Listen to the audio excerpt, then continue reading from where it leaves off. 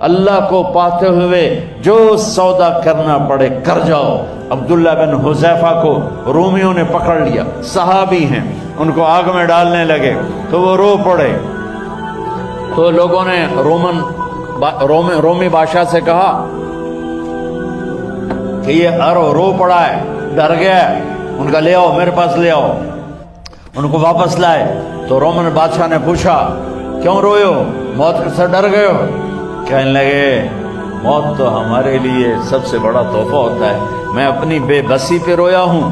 کہ کیا بے بسی ہے؟ کہ بے بسی یہ ہے کہ ایک جان ہے آگ میں گرتے ہی جل کے راکھ ہو جائے گی، کاش میرے جسم پر جتنے بال ہیں اتنی میری پاس جانیں ہوتی اور میں ایک ایک جان کو اللہ کے نام پہ قربان کرتا۔ آج مرنے کا مزہ نہیں آ رہا، اس پہ رویا ہوں۔